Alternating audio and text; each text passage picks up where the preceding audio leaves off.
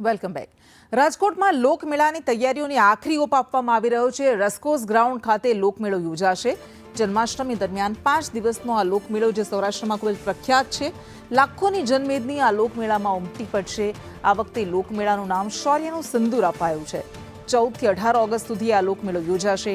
લોકમેળામાં 15 લાખથી વધારે લોકો આવે તેવી સંભાવના છે। સૌરાષ્ટ્રનો સૌથી મોટો લોકમેળો છે તે રાજકોટના રેસકોર્સ ગ્રાઉન્ડ ખાતે યોજાઈ રહ્યો છે। હું તમને સીધા જ દ્રશ્યો બતાવી રહ્યો છું કે રાંધણછઠથી આ 5 દિવસીય મેળો છે તે શરૂ થશે। તૈયારીઓને આખરી ઓપ આપવામાં આવી રહી છે। તડામાર તૈયારીઓ છે તે શરૂ કરી દેવામાં આવી। ત્યારે રંગીલા રાજકોટના લોકો છે તે મેળાને હજી વાર છે, પરંતુ અત્યારથી જ ગ્રાઉન્ડ જોવા માટે આવી ગયા છે। નાના બાળકોને લઈને શું કહેશો દાદા મેળાને લઈને?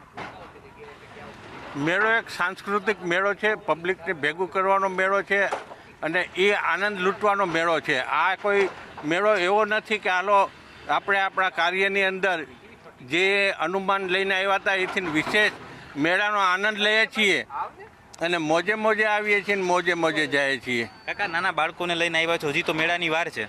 આ તો બાળકા એમ કહે છે કે અમારે મેળો જોવો છે, ફિટિંગ થયો કે નહીં, તો અમારે મેળાની મજા આવે।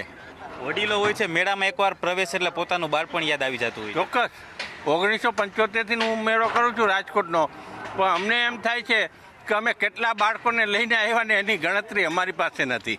કઈ કઈ રાઈડ્સમાં બેહવું છે? આ ચકડોર પછી ડ્રેગન શું કહેશો મેળાને લઈને કેવી ખુશી છે? ખૂબ જ છે। ઓલી વખતે નહોતો થયો એટલે આ વખતે બધી રાઈડમાં બેહવાનું છે। લોકમેળો કેટલા વર્ષોથી અમે લોકો માણીએ છીએ અને વેપાર કરીએ છીએ। લોકમેળાની અંદર 75થી 75ની સાલથી અમે લોકો મેળો કરતા આવીએ છીએ અને નાના હતા ત્યારે મેળો જોવા માટે આવતા હતા। હવે અમે મેળામાં વેપાર કરીએ છીએ।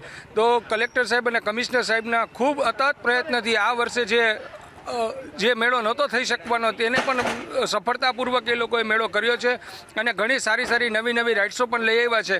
તો વેપારી તરીકે અમે લોકો એમ કહીએ છીએ કે વેપાર ખૂબ થશે। ગયા વખતની નુકસાની પણ આજે વખતે સરભર થઈ શકે એમ છે અને લોકો ખૂબ મેળો આનંદથી લઈ શકે, માણી શકે એમ છે, એવું અમને લોકોને આશા છે।